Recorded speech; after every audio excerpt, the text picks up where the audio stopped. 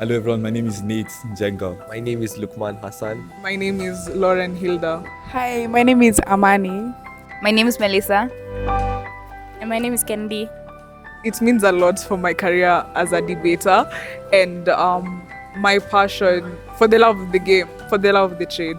Yeah. I just want you guys to know that whatever happened, and we are so sorry for the beating you received. I'm sorry. Yeah.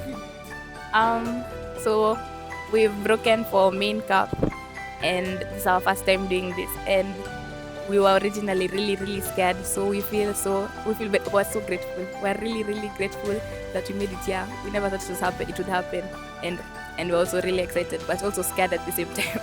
Yeah. One thought that keeps repeating in my head. How incredibly proud my other teammates who are not here, are gonna be proud when we go back to school and tell them that we broke for main cup. Yeah. Oh, we are so ready for this. We've been preparing for many days and we are ready to come and beat our opponents and make it to the finals. Yeah.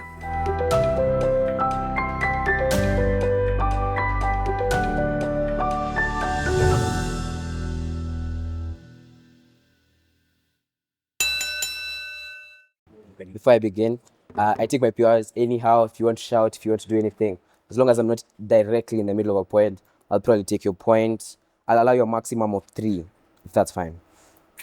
You guys can nod or shake your head, but it's fine. Thank you. Congratulations to all of you guys for making it here. It's okay, I would like to begin on first word. Pana. The most dangerous lie of Western political philosophy is that democracy is a simple game of arithmetic. That 50% plus 1 gives you a moral mandate to rule over the other 49%. In a homogeneous state, a minority loses an election, accepts the defeat, and waits for the next cycle. But in deeply divided, ethnically diverse states, a winner-takes-all democracy is not a peaceful political exercise. It is an existential threat. When political parties map strictly onto ethnic lines, losing an election does not just mean losing policy debates. It means your community is entirely locked out of state resources, security apparatuses, and economic development for 5 or 10 years. Consociationalism recognizes that in pluralistic societies, peace is not built by majoritarian domination, but by elite power sharing, mutual vetoes, and proportional representation. We must replace the brutal competition of majoritarianism with a legally mandated stable where everyone is guaranteed a seat.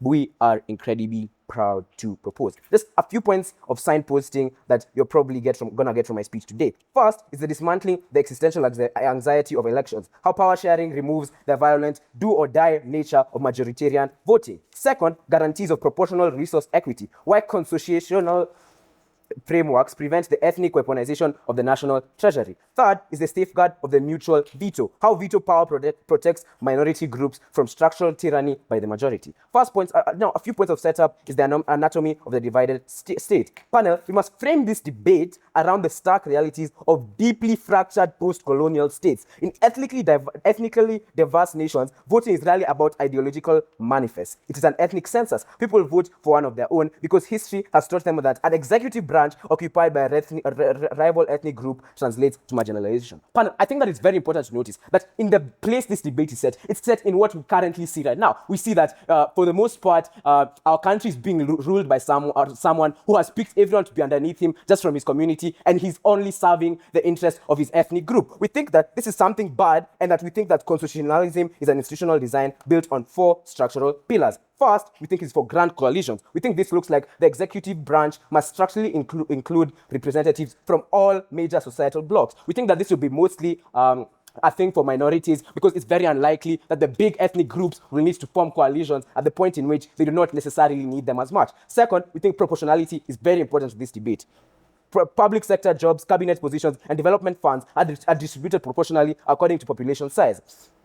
We do not claim another way is it is diversified, not determined by popularity. We do not claim constitutionalism creates a perfectly harmonious society overnight. We argue it is the only institutional mechanism that prevents ethnic competition from degenerating into civil war. The first argument, then, is dismantling the existential anxiety of elections. The thesis of this claim is that by removing the possibility of political exclusion, you fundamentally neutralize the primary trigger for civil control and electoral violence, the winner-take-all flashpoint. In a majoritarian system, elections are an existential gamble. If the presidency holds absolute power, the stakes are terrifyingly high. This creates a psychological environment where losing is intolerable. 1, driving factions to rig elections. 2, deploy ethnic militias and reject democratic outcomes. We think that this is something that we find exclusively on that side of the house. We think that post-election violence and all those harms are most likely to come from that side of the house, as we see in status quo. We think that at the point in which you know that you're going to lose, but you'll still have some sort of representation and some sort of power and some sort of buy-in into the government, we think that it's not likely to happen as much in our world. Second is lowering the political stakes. Under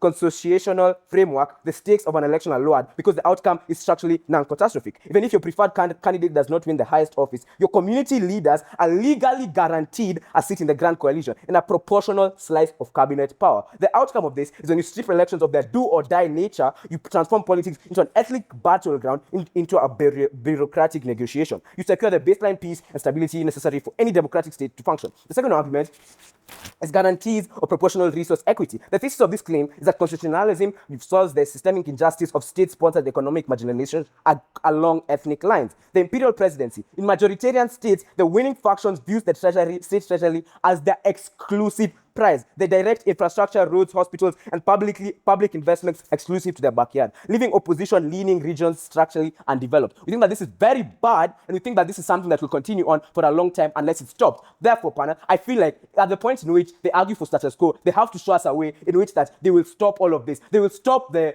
fact that the leader can just say, I'm going to build for my region alone, and until the next election comes, there's nothing you're going to do about it. B is structural safeguards for equity. Constitutionalism legally formalizes equity.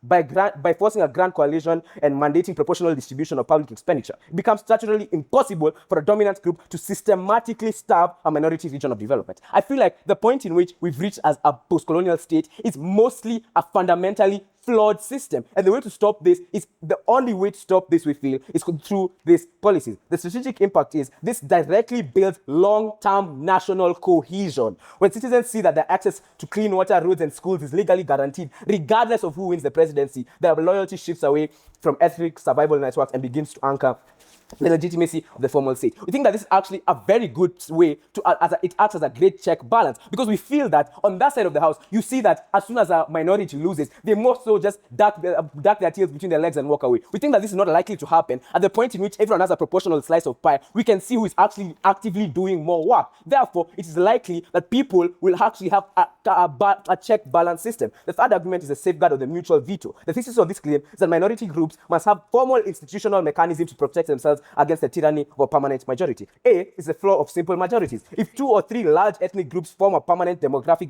majority, they can use regular democratic voting to structurally oppress smaller minorities, redrawing borders, altering language laws, or stripping away land rights under the guise of democratic consensus. B is the power of the veto. The constitutional mutual veto acts as an institutional emergency brake. It ensures that no existential issues such as land tenure, regional boundaries, or cultural rights, no law can pass without consensus across all blocks. I feel like this is something that we have to realize and look at. It's very apparent that we see when people go to argue in parliament, mostly they just vote with what the ethnic group is already leaning towards. Therefore, it leads to new laws being passed, even though the citizens might not necessarily agree with them, but there's nothing really they can do. Because at the end of the day, there's nothing I'm going to do when it's an overwhelming majority, and as a minority, I have absolutely nothing to say. The impact of that is that it forces the majority to negotiate in good faith. It transforms governance from a dictatorial numbers game into a process of compromise. Do you have any POIs? Okay. Ensuring that smaller communities are never backed into a corner where armed rebellion feels like their only path to survival. Now, their world versus our world. In their world, elections are an ethnic tribal war where the winner takes everything and the loser is cast into the economic wilderness. In our world, elections are an allocation mechanism for a shared table where every group is legally guaranteed a voice. In their world, minorities live in constant existential anxiety, knowing a demographic coalition of larger groups can vote away their rights. In our world, minorities possess a structural veto that permanently protects their dignity and security. In their world, stability is fragile, maintained only until the next volatile election cycle boils over into violence. In our world, stability is structurally engineered into the very design of the Constitution.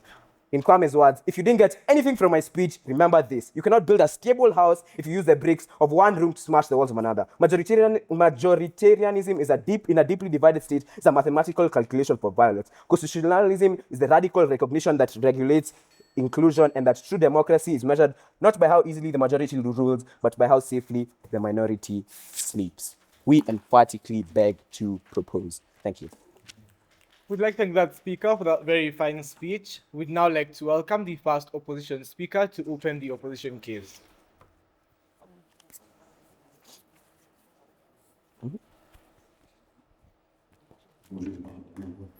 Yeah.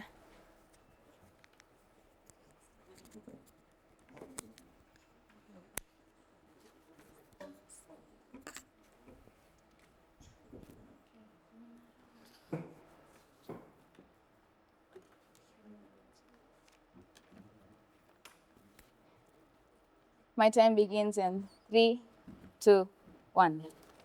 The moment you decide to design a political system around ethnic identity, you are no longer solving division. You are freezing it into itself.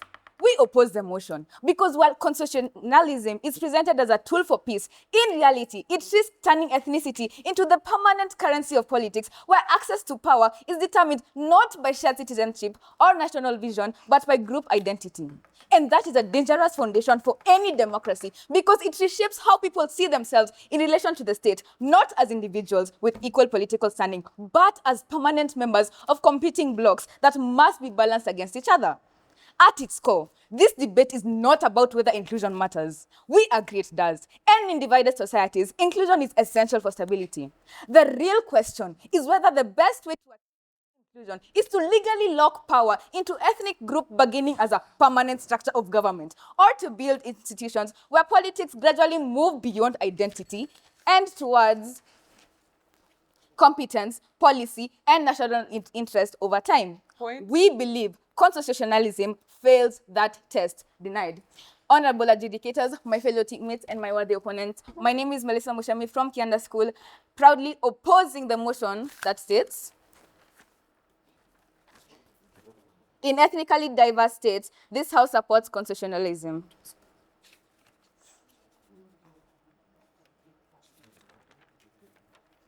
Points. Denied. It makes ethnicity more important than merit. Constitutionalism fundamentally changes how political power is distributed in a country. Instead of focusing on who is most capable, most competent, or most visionary, it shifts attention toward one primary criterion: ethnic identity. And that is deeply dangerous for governance. Because when political positions are assigned based on group representation, it sends a clear message to citizens that excellence is secondary and identity is primary. That leadership is not something earned through ability, but something allocated through belonging. Government should be about competence. It should be about selecting leaders who can solve problems, manage resources, and make decisions that benefit the entire country, not just a segment of it. Denied. But constitutionalism risks replacing that standard with a quota mentality, where the best candidate may not be chosen simply because they do not represent the right group. So we must ask, do we want a system where leaders rise because they are best for the job or because they belong to the right category? Because over time, a system that ignores merit in favor of identity weakens institutions and lowers the quality of leadership. It rewards ethnic politics. Denied. Constitutionalism unintentionally reshapes political incentives in a harmful way.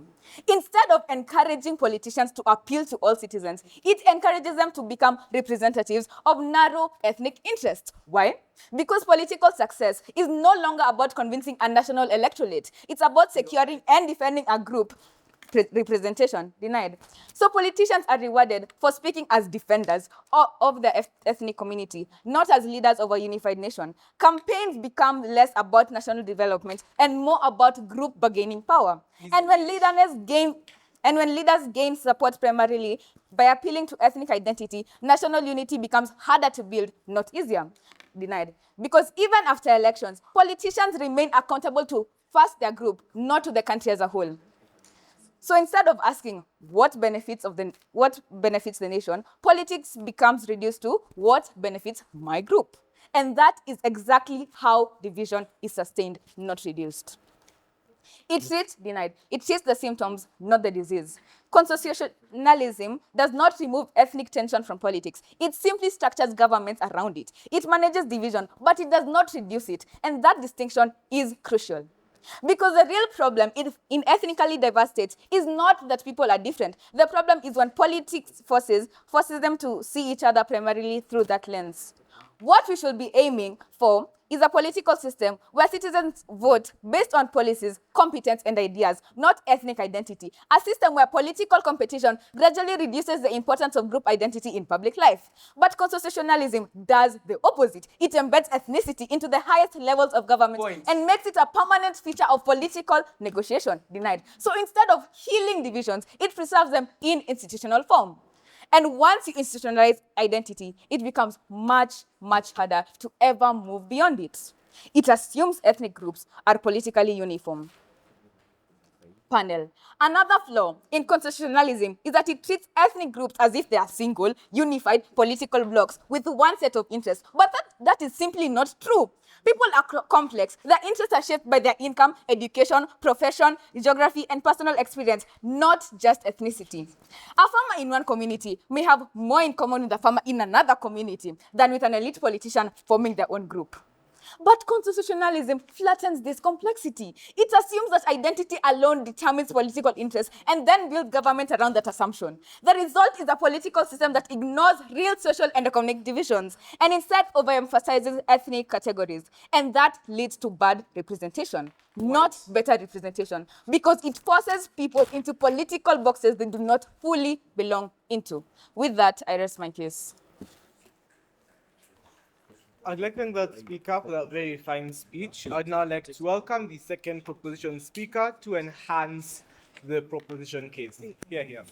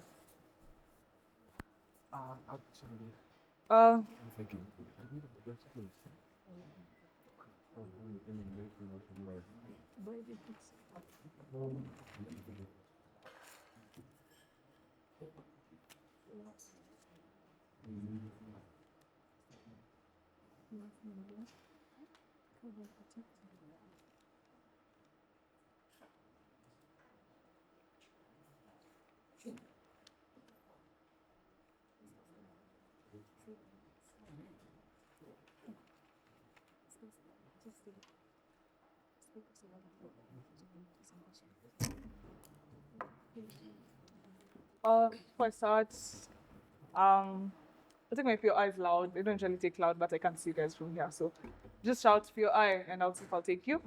And congratulations to both teams for making it this far. Yeah. And I'd like for the timer to start on my next word.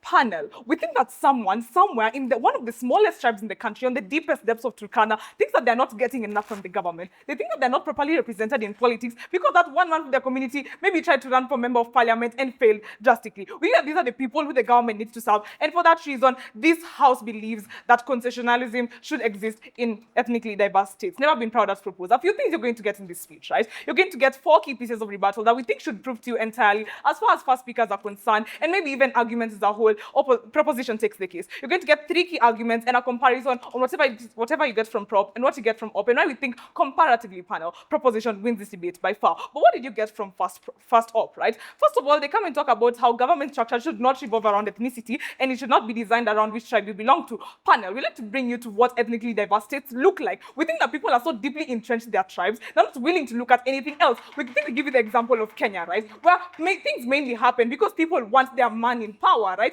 If I'm Alu, I'm probably going to vote for Raila. If I'm a Kalenjin, I'm probably going to vote for Ruto. Panel, we think that tribes and ethnicities are so deeply entrenched in these ethnically diverse states that to ignore it would be simply to ignore the political realities of it. Secondly, then, first Op came and told us that turning politics into group identity is already a bad thing.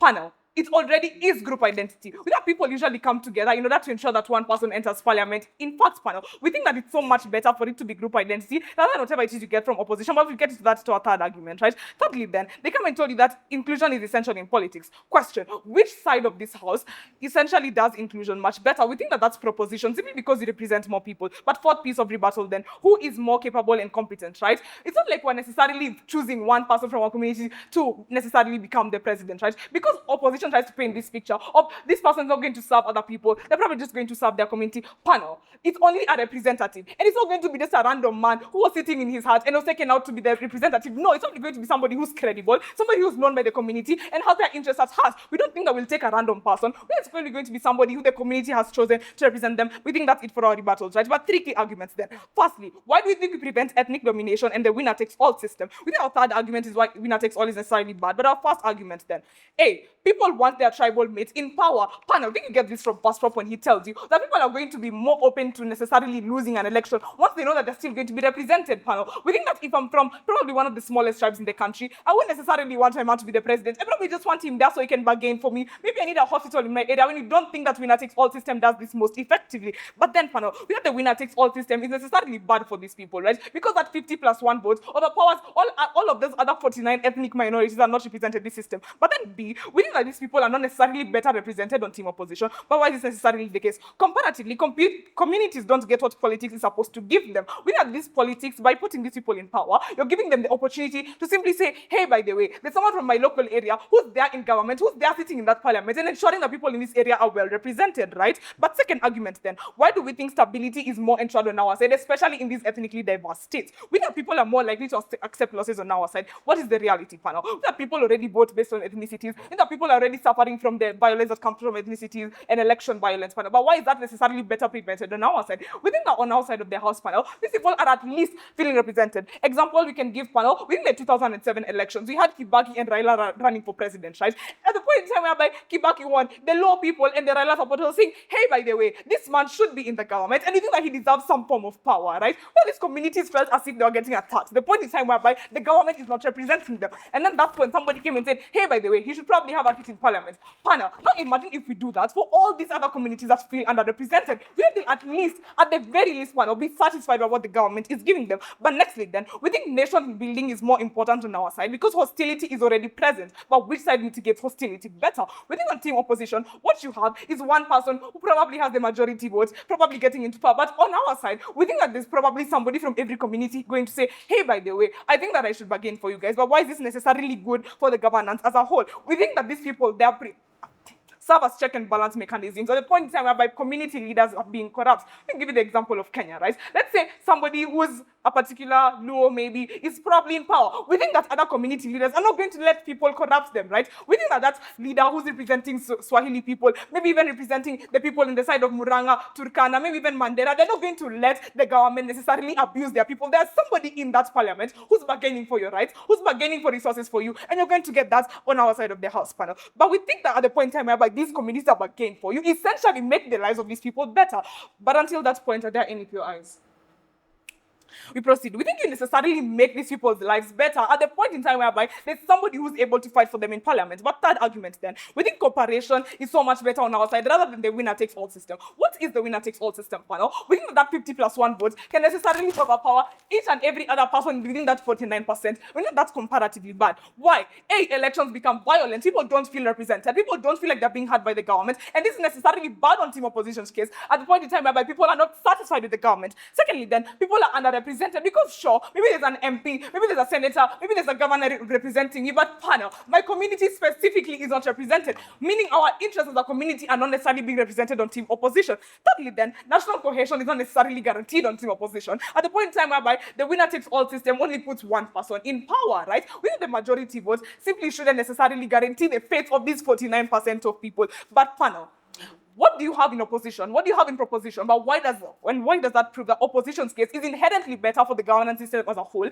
and for these people existing, these minorities, right? Within one team proposition, you have an opportunity to give all these people representation. Within one team proposition, you have an opportunity to say, hey, by the way, even if you don't have an MP who's from your community, within that there's somebody who's representing your tribe up there. You're getting resources, you're getting representation, your community interests are being validated by the government. And you know, all these issues, especially the issue of violence and these ethnically diverse states, are so much better prevented than on one side. The moment that these communities have somebody they can talk to, somebody who can represent them in that parliament panel. So the fact that we realize as proposition that these ethnically diverse states already take into account people's communities, people's tribes. So we simply can't ignore it in this debate. We don't know why opposition brought that up. But the fact that we just recognize it and make an effort to solve these issues should already be reason enough for proposition to win this debate. But nextly then, we think that we actually take the incentive to ensure that these people are better represented and take the incentive to mitigate the issue of violence and hostility between communities. Because I think, panel, at that point in time, we're able to ensure that these communities feel as if they're heard. These communities are improving the system of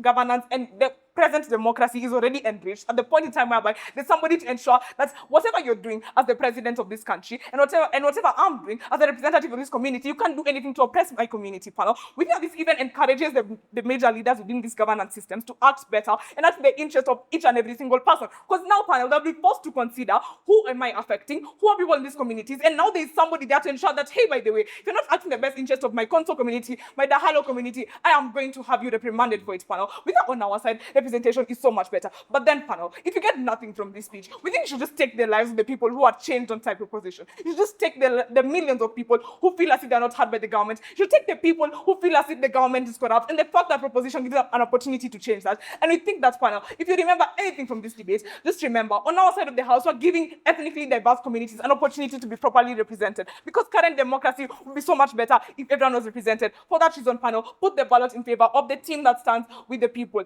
the team that stands with concessionalism, and for that reason, proposition wins this debate.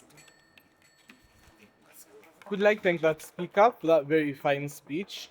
We would now like to welcome the second opposition speaker to enhance the opposition case. Here.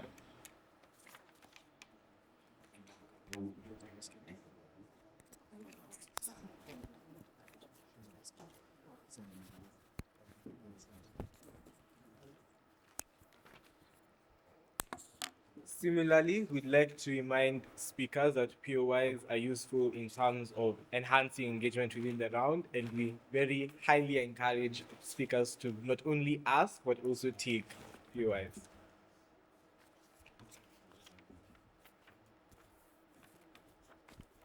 Okay, I begin in 3, 2, 1. A house divided against itself cannot stand. Quote by Abraham Lincoln. Panel. While consociationalism claims to bring people together, it actually does the opposite. It builds an entire political system around ethnic identities and teaches citizens to view themselves first as members of tribes or communities rather than members of one nation. Instead of reducing divisions, it institutionalizes them. Instead of encouraging unity, it rewards leaders who appeal to ethnic loyalties. A strong democracy should inspire citizens to look beyond their differences and choose leaders based on ideas, competence, and vision. When political power is allocated according to ethnicity, divisions become permanent and nation identities becomes weaker. A nation cannot move forward if its politics are built on the very lines that separate its people. My name is Polambai from the Kianda School. Here, second speaker here to oppose the motion at hand. If majority rule democracy is so perfect for diverse states, why did its implementation in Rwanda, Iraq directly trigger marginalized brutal civil wars? If it ensures group Prop second speaker spoke of winner takes it all, excludes minorities. But what is a failure of democratic designs?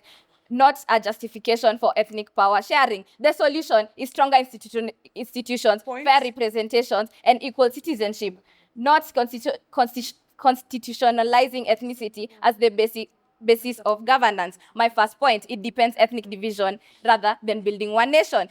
Constitutionalism is supposed to manage diversity, but it actually forces the people into rigid tribal boxes and makes ethnicity divisions much deeper. In a normal country, identities can be fluid. People change, move around, intermarry, and often care more about their hobbies. Constitutionalism ruins this natural blending by making ethnicity a large requirement. Points? When the Constitution says that government seats, funding, or regions belong strictly to a specific ethnic group, it forces every citizen to pick a tribal side just to survive economically and politically. Yes. Okay, you've talked about how, by the way, the winner takes all system is a failure of democracy, but not necessarily a failure of the state as a whole. Can you please engage with the fact that at least we're trying to improve the systems in this country? What does your side of the house do for these people?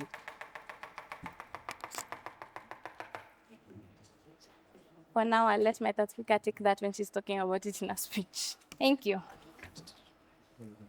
I would like to give an example. In Lebanon, a system called the National Pact splits political power strictly among religious groups. For example, the president must be a Maronite Christian, the prime minister must be a Sunni Muslim, and the speaker of parliament a Shia Muslim. Instead of uniting the country, this has forced many people to rely entirely on religious leaders for jobs, safety, and basic services. It has made sectarian divisions so deep that citizens often view themselves as members of their religious sect.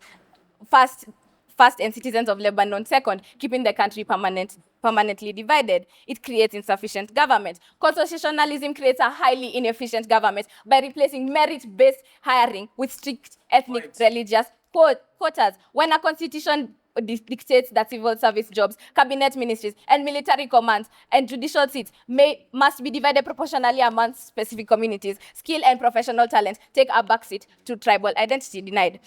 Highly qualified experts are routinely rejected simply because their group quota is full, while less capable individuals are hired just to balance democratic numbers. This practice floods public institutions with officials who are loyal to ethnic politicians who gave them jobs rather than the general public. Over time, the state's operational capacity collapses, leaving the bureaucracy completely incapable of executing complex economic policies or managing national development. Furthermore, by handing out mutual group vetoes and forcing rival leaders into a grand coalition, the system causes chronic political gridlock because every major ethnic faction has the legal power to block national policies, passing vital economic reforms, infrastructure budget, or emergency responses becoming an agonizingly slow, near impossible task denied. Instead of debating what is best for the nation, politicians use their shared vetoes as leverage to demand financial kickbacks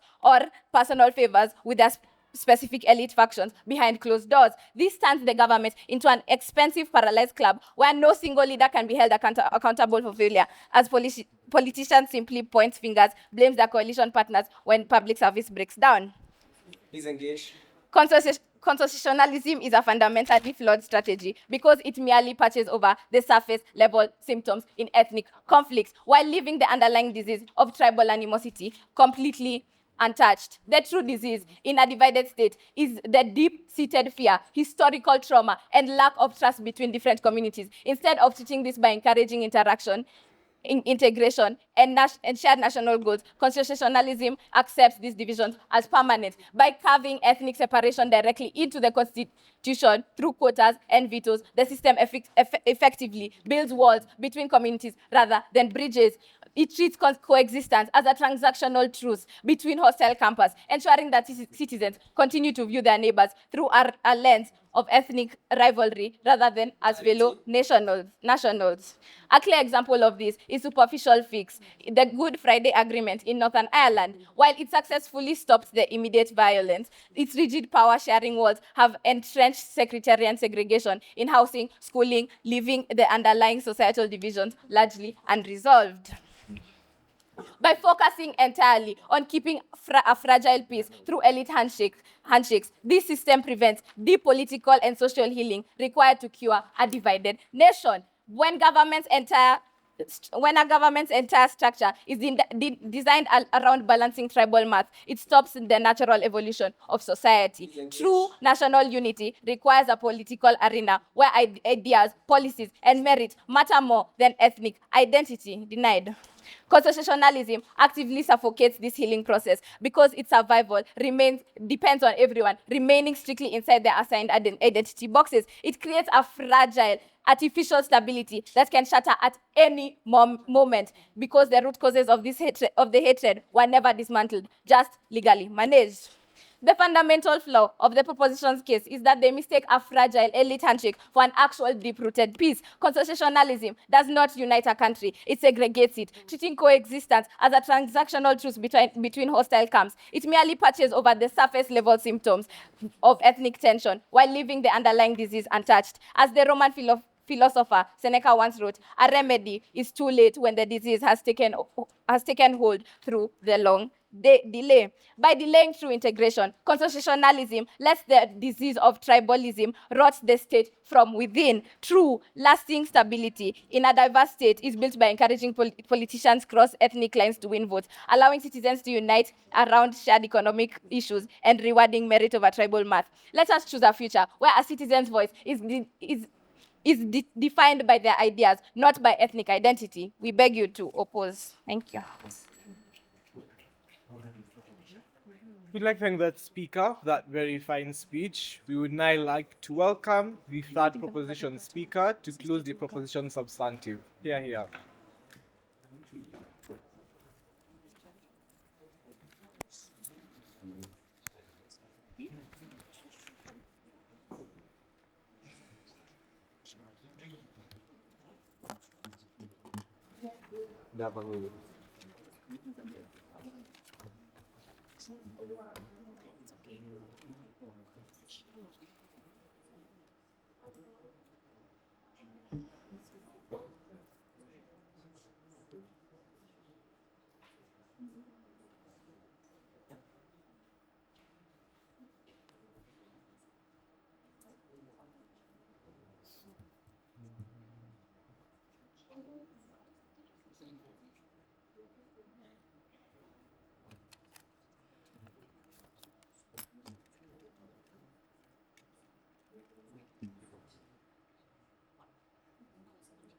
My time starts in 3, 2, 1. Name 3 parliamentarians from Sabaot, Pokot, and the Rabbi community. You can name none because why? They're locked out completely. Panel believes that opposition lose in prep time. At the point in time where they fail to recognize the state of these communities and these countries, they do not engage on what deeply divided looks like on a religious level or an ethnic level, right?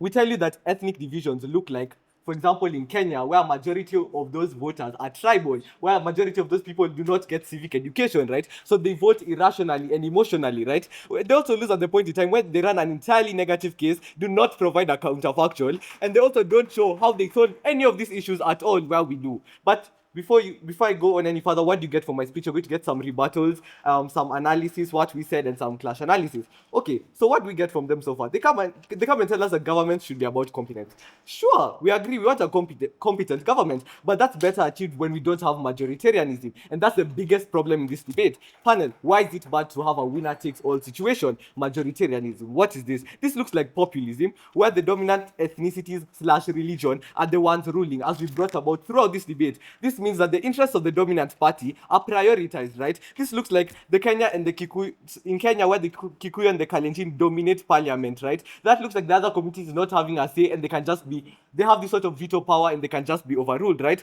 But even secondly, it looks like no accountability, simply because if this dominant ethnicity wants to do something, who's going to say no to you? You comprise most of parliament, so where's the accountability? And we'll just show you how all this is achieved better on our side in our analysis.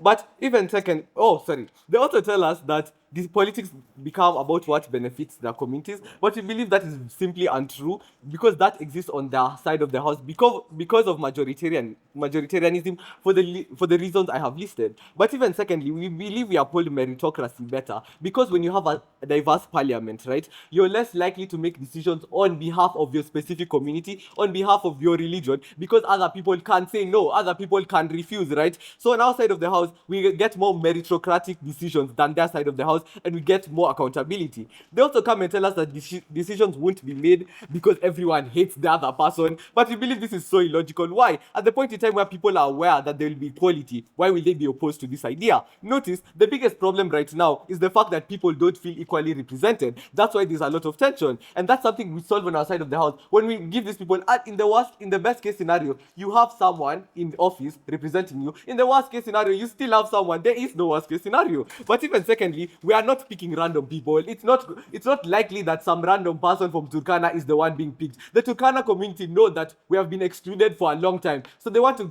pick the most competent leader to be put in power to represent them because of how long they have been marginalized for. So for them to come and say that anyone can be chosen and decisions will be bad doesn't make sense. That ultimately tells us that the decisions that will be made will be the best of decisions, because all these leaders have one thing in common. They are Kenyan citizens, and they want to, for example, they're in Kenya and they want to achieve what is best for Kenya as a whole. And they know that what's best for Kenya is not being against each other and having these ethnic divisions. The reason they even chose that person in the first place is because they want them to go and make the best decisions for them and Kenya as a whole. But what do you get from from proposition? We tell you that this whole issue on problematic elections that already exist in this deeply divided state cease to exist. We give you a valid example of the 2007 to 2008 post-election violence, where Raila's supporters were dissatisfied because who are majority Luo, because of they just were dissatisfied with the outcome because their person had not been chosen. What happened? Kofi Annan was sent, and what does he do? He gives Raila the position of prime minister, and this automatically makes the situation boil down, because they know the worst case scenario. At least we are being represented, right? We show you that these whole issues that have existed in these deeply divided societies are propagated by the fact that there's no equal representation, something we at least try to achieve in our worst case scenario, something they don't tackle at all. We also tell you there's a guarantee of proportionality in resources. Why? At the point in time where the parliament is not being dominated, these people can then make decisions that favor everyone, right? Because if you notice one parliamentarian is trying to be selfish and trying to make decisions that benefit the community, you can say, no, you're not being overruled, because there's equal representation at the least, right? So we believe that on the side we gave you a guarantee of proportional resource equity. Whereas, notice on the side of the house, they don't tell us any way how they're solving anything that has got to do with these issues facing these ethnicities and these states. Panel, we expected to hear things such as, what if there are many ethnicities and few boys? So those sort of arguments, we don't hear any sort of arguments like that. But even then, we offer a solution where we say coalitions exist for these micro groups that will then be represented. But then a huge issue they come and tell us is that it freezes these ethnic divisions forever. But panel, notice that concessionalism forces people, they come and say it forces people to think in ethnic terms and making this identity in politics permanent. But we need to recognize that right now, as we are, for example, in Kenya, you're already deeply divided. This whole aspect of tribalism has existed for the longest time, right? And it's not something that's going away anytime soon. So at least we try to adapt to the circumstances that we find ourselves in. We try to adapt by trying to at least let everyone get equally represented.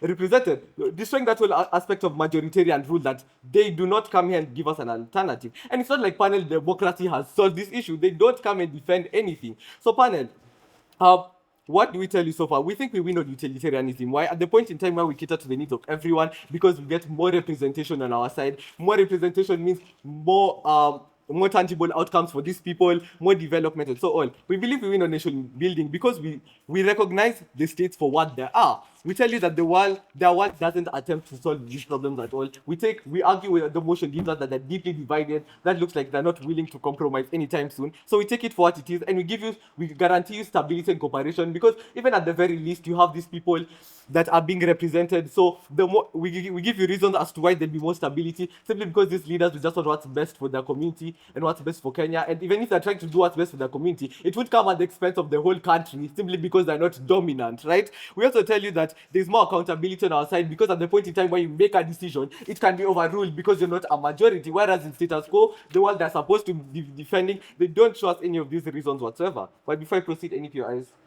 Yes. How do you plan to stop leaders from exploiting ethnic groups to gain power without serving its citizens? We don't think exploitation exists on our side. At the point in time where the whole aspect of one person, like for example in the parliament, it's not like you're going to make a bad decision and then everyone will be okay with it. Other people will notice that, hey, you're harming the Pokot community. That doesn't make sense. You're harming the Sabaot community, right? So exploitation actually exists once again on your side of the house, where it's majoritarian, where the Kikuyu and the Kalenjin can do whatever they want, because at the end of the day, they're going uncontested, right? Something you don't get on our side. side of the house. But even then, panel, we believe you should just vote for the side that gives you more tangible outcomes, tackles the situation for what it is. We prevent all these harms that has been plaguing these societies for the longest possible time. And with that, we believe you should side with side proposition. I end my speech. Thank you. That speaker, that fine speech, I'd now like to welcome the third opposition speaker to close the opposition substantive. Here.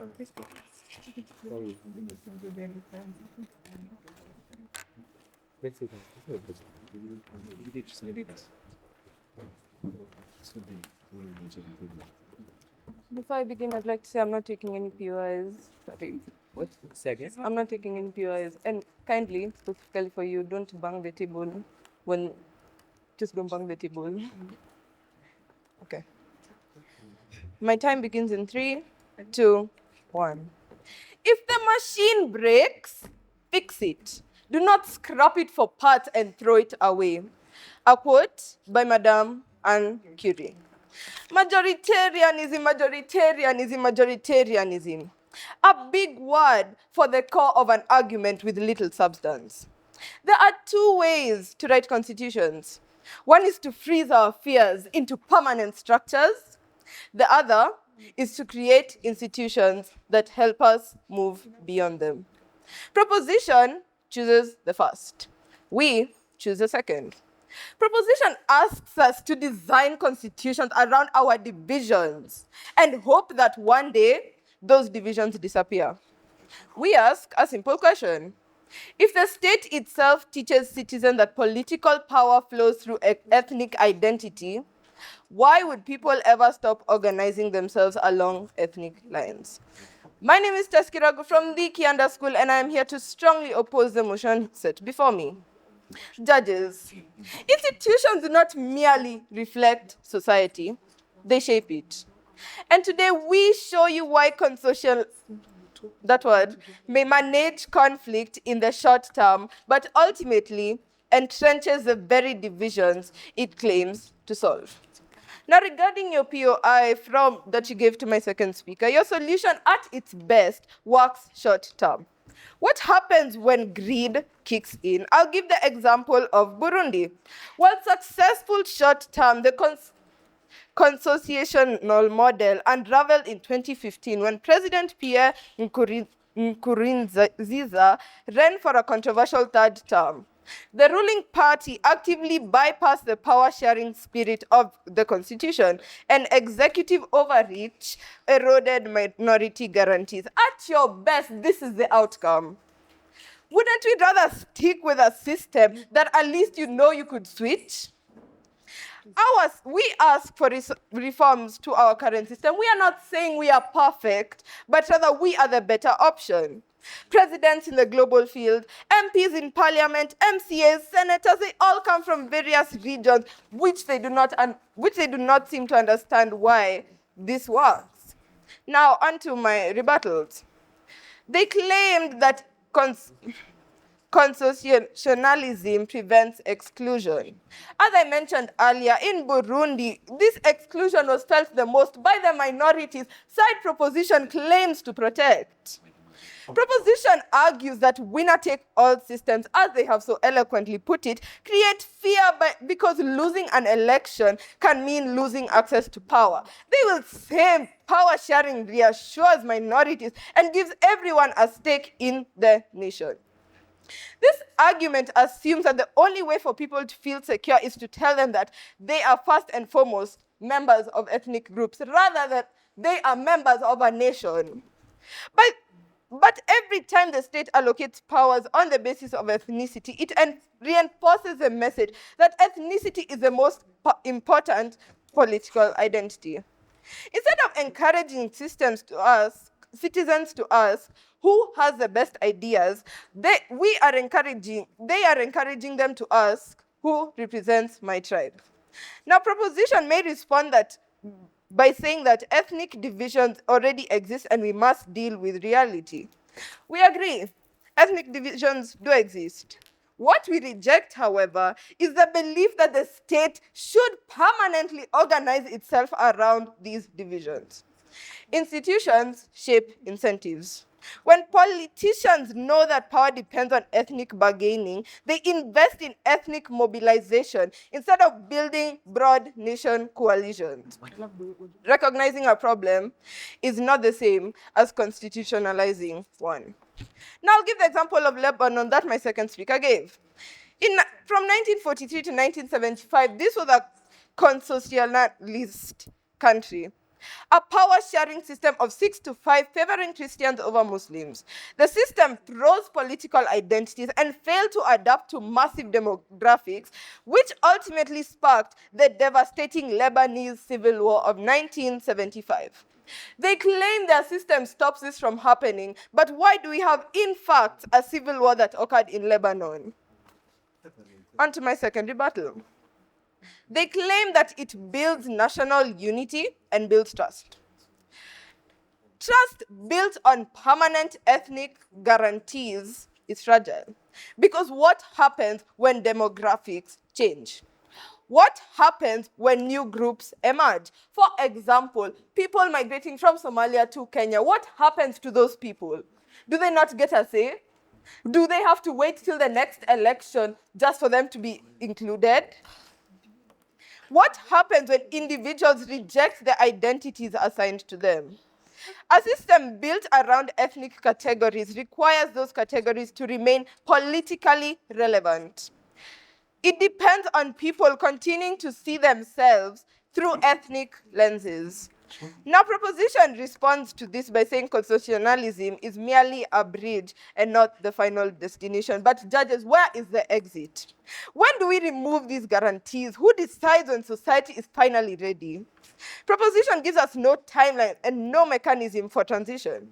Without an exit strategy, temporary measures become permanent structures, and permanent structures shape generations. That is not unity, that is managed separation. This was spoke about stability. However, this also presents a false choice. The alternative is not chaos. Many democracies protect minorities through independent courts, strong constitutions, devolution, and proportional representation without requiring ethnic power sharing at the highest levels of government. Constitutionalism often creates governments where every major group has veto power. That leads to paralysis. Urgent reforms become hostage to political bargaining. Leaders prioritize preserving coalitions rather than solving problems. And now proposition will respond by saying that inefficiency is acceptable if it prevents conflict. However, ineffective governments can create frustration too. When citizens repeatedly see governments unable to address unemployment, what happens then? They also spoke about how it gives minorities a voice. As I mentioned, minorities in Burundi during 2000 and 2015 felt oppressed. Their constitutionalism did not work for them. It did not work for them. It did not work for them. Minorities absolutely deserve protection. We do not deny that. However, the disagreement is over how they get this protection. Constitutionalism assumes that the only meaningful form of representation is ethnic representation at the center of power. But diverse societies have many tools available. Independent institutions, constitutional rights, decentralization, proportional representation, and stronger legislatures can all ensure minorities are heard without making ethnicity the organizing principle of government. And with that, I rest my case. Thank you. We'd like to thank that speaker for that very fine speech. We've come to the end of the substantive part of this debate, and I'd now like to welcome the opposition reply speaker to close the opposition case in its entirety. You're here.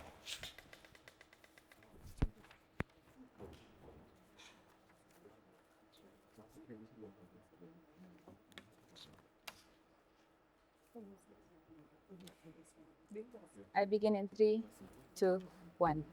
If constitutionalism is truly the answer, then why does it require us to divide people by ethnicity in order to govern them?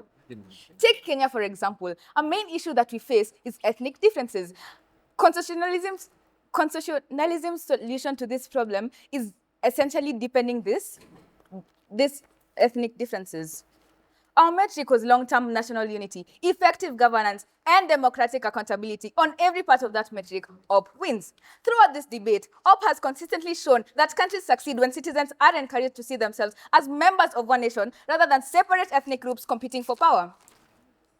True stability comes not from dividing power according to ethnicity, but from building institutions that unite people under a shared national identity. We also showed that governments function best when leaders are accountable to all citizens, when politicians must earn support from across society. They are encouraged to address national concerns rather than narrow group interests.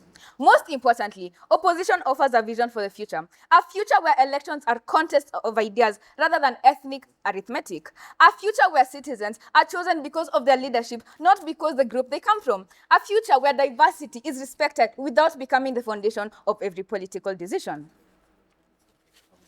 Proposition argues that it prevents exclusion, but what it really does is exchange exclusion rather than remove it. Instead of one dominant group, you get elite representatives of different groups negotiating power. Ordinary citizens are still not truly represented as individuals. They are filtered through identity-biased leadership structures. They argue that winner-take-all systems are dangerous, but the answer to that danger is not to embed ethnicity into the state. It is to strengthen fair elections, equal citizenship, and accountability that is based on performance, not group membership. Because once politics is structured around ethnic entitlement, leaders are rewarded not for national solutions, but for defending group interests. That weakens national unity and strengthens division. So this debate is not between stability and chaos. It is a choice between managing division forever or building a system that can eventually overcome it. For national unity, effective government, and a future that brings people together rather than keeping them apart, we beg to oppose. Electing that speaker for that very fine speech, I'd now like to welcome the proposition reply to close the proposition side of this debate and this debate in its entirety. Here. Here. So.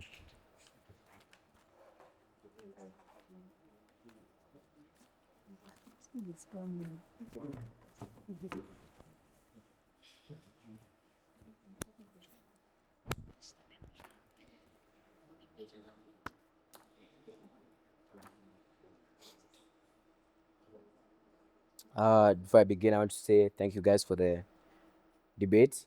Thank you all for coming. It was a good debate. I hope you know I love every one of you. If I get passionate, just don't take it personally. I'd like to begin on first word.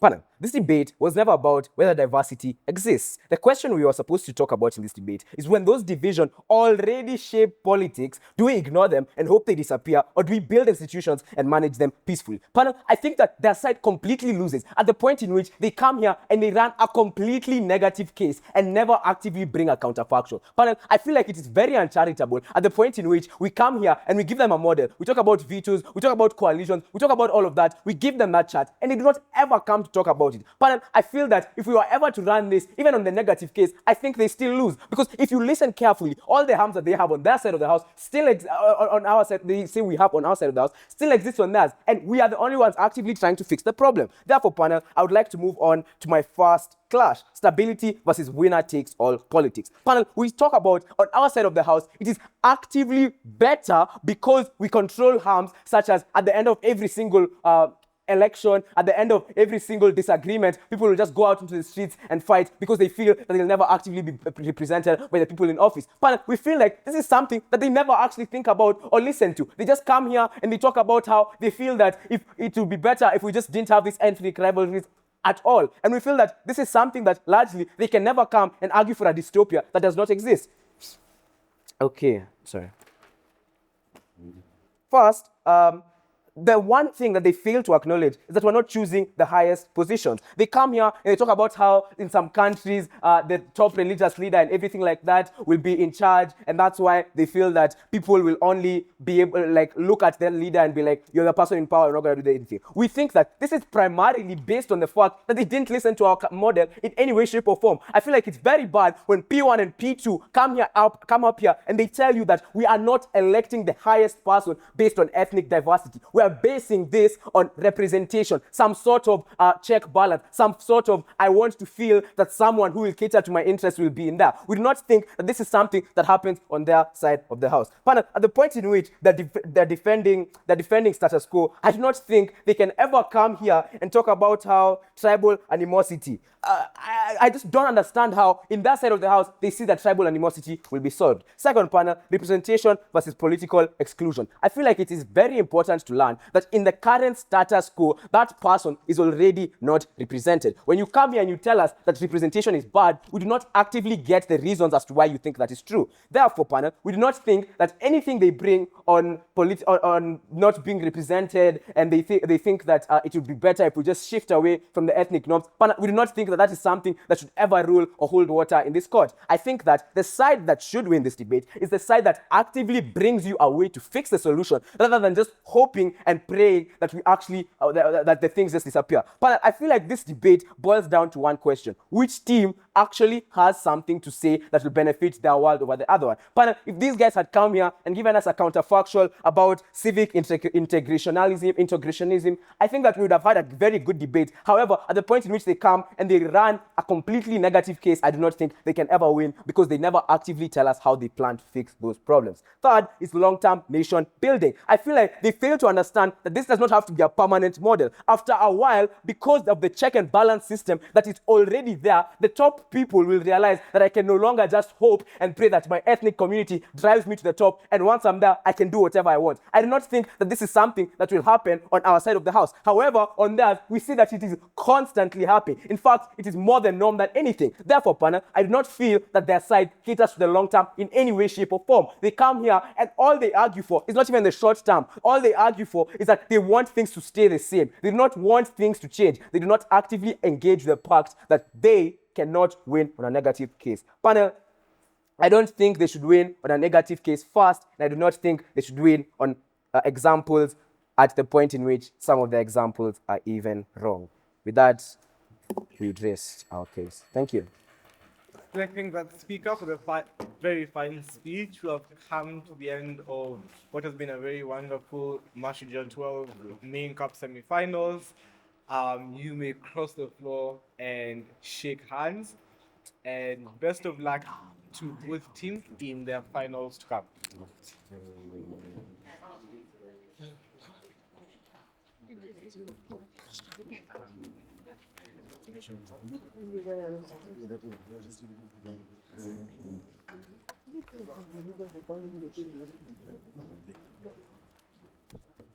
Oh, yeah.